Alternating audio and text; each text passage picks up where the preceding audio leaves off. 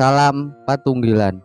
Bapak, Ibu, dan saudara-saudari, selamat berjumpa kembali dalam program Gerakan Membaca Alkitab. Saat ini kitab yang akan kita baca adalah Injil Markus pasal 12 ayat 1 sampai 44. Sebelum bacanya, mari terlebih dahulu kita berdoa. Mari kita hadir dalam doa.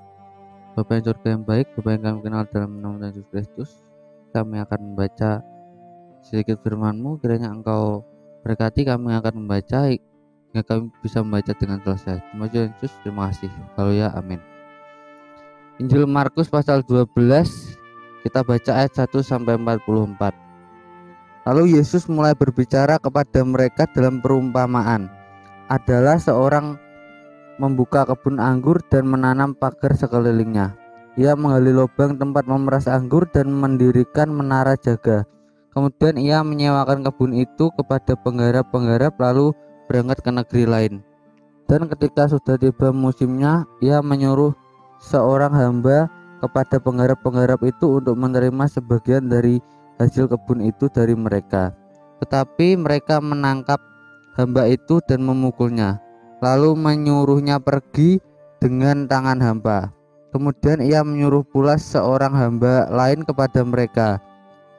Orang ini mereka pukul sampai luka kepalanya dan sangat mereka permalukan. Lalu ia menyuruh seorang hamba lain lagi dan orang ini mereka bunuh. Dan banyak lagi yang lain. Ada yang mereka pukul dan ada yang mereka bunuh. Sekarang tinggal hanya satu orang anaknya yang kekasih. Akhirnya ia menyuruh dia kepada mereka. Katanya, "Anakku akan mereka segani." Tetapi penggarap-penggarap itu berkata kepada yang lain, "Ia adalah ahli waris, mari kita bunuh dia, maka warisan ini menjadi milik kita." Mereka menangkapnya dan membunuhnya, lalu melemparkannya keluar kebun anggur itu. Sekarang apa yang akan dilakukan oleh tuan kebun anggur itu? Ia akan datang dan membinasakan penggarap-penggarap itu, lalu mempercayakan kebun anggur itu kepada orang-orang lain. Tidak pernahkah kamu membaca nas ini? Batu yang dibuang oleh tukang-tukang bangunan telah menjadi batu penjuru. Hal itu terjadi dari pihak Tuhan, suatu perbuatan ajaib di mata kita. Lalu mereka berusaha untuk menangkap Yesus, karena mereka tahu bahwa perumpamaan itu, tetapi mereka takut kepada orang banyak. Jadi mereka pergi dan membiarkan dia. Kemudian disuruh beberapa orang Farisi dan Herodian kepada Yesus untuk menjerat dia dengan suatu pertanyaan. Orang-orang itu datang dan berkata kepadanya, "Guru, kami tahu engkau adalah seorang yang jujur dan engkau tidak takut kepada siapapun juga. Sebab engkau tidak mencari muka, melainkan dengan jujur mengajar jalan Allah dengan segala kejujuran. Apakah diperbolehkan membayar pajak kepada kaisar atau tidak? Haruskah kami bayar atau tidak?" Tapi Yesus mengetahui kemunafikan mereka, lalu berkata kepada mereka, "Mengapa kamu mencobai aku? Bawalah kemari suatu dinar supaya kulihat."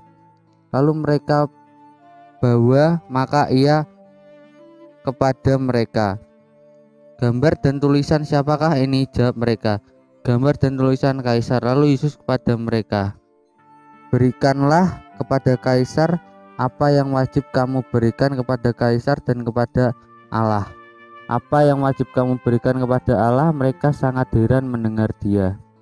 Datanglah kepada Yesus beberapa orang Saduki yang berpendapat bahwa tidak ada kebangkitan. Mereka bertanya kepadanya, "Guru, Musa menuliskan pertanyaan ini untuk kita.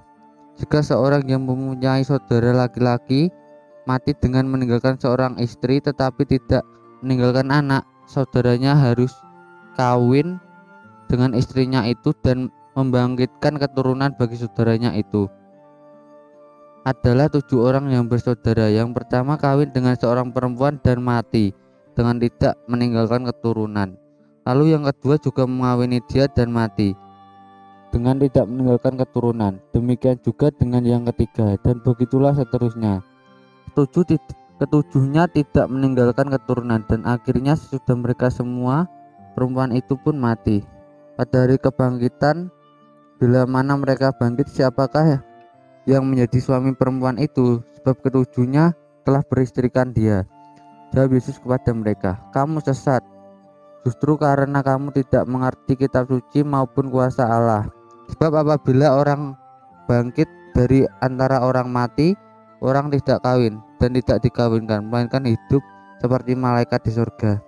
Dan juga tentang bangkitnya orang-orang mati, tidakkah kamu baca dalam kitab Musa, dalam cerita tentang semak berduri, bagaimana bunyi firman Allah kepadanya, Akulah Allah Abraham, Allah Ishak dan Allah Yakub.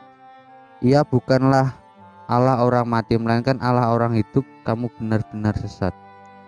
Lalu seorang ahli Taurat yang mendengar Yesus dan orang-orang Saduki bersoal jawab dan tahu bahwa Yesus memberi jawab yang tepat kepada orang-orang itu, datang kepadanya dan bertanya, hukum manakah yang paling utama? Jawab Yesus, hukum yang terutama ialah, dengarlah hai orang Israel, Tuhan Allah kita, Tuhan itu Esa.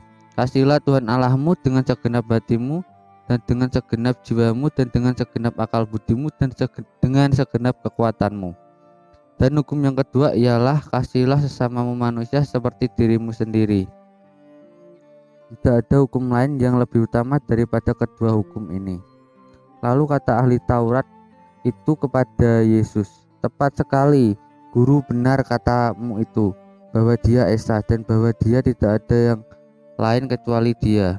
Memang mengasihi dia dengan segenap hati dan dengan segenap pengertian dan dengan segenap kekuatan, dan juga mengasihi sama manusia seperti diri sendiri adalah jauh lebih utama daripada semua korban bakaran dan korban sembelihan. Yesus melihat bagaimana bijaksananya jawab orang itu, dan ia berkata kepadanya, engkau tidak jauh dari kerajaan Allah. Dan seorang pun tidak berani lagi menanyakan sesuatu kepada Yesus. Pada suatu kali ketika Yesus mengajar di bait Allah, ia berkata, bagaimana ahli-ahli Taurat dapat mengatakan bahwa Mesias adalah anak Daud? Daud sendiri oleh pemimpin Roh Kudus berkata, Tuhan telah berfirman kepada Tuanku, duduklah di sebelah kananku sampai musuh-musuhmu kutaruh di bawah kakimu. Daud sendiri menyebut dia tuannya. Bagaimana mungkin ia anaknya pula? Orang banyak yang besar jumlahnya mendengarkan dia dengan penuh minat. Dalam pengajarannya Yesus berkata, hati-hatilah terhadap ahli-ahli Taurat yang suka berjalan memakai jubah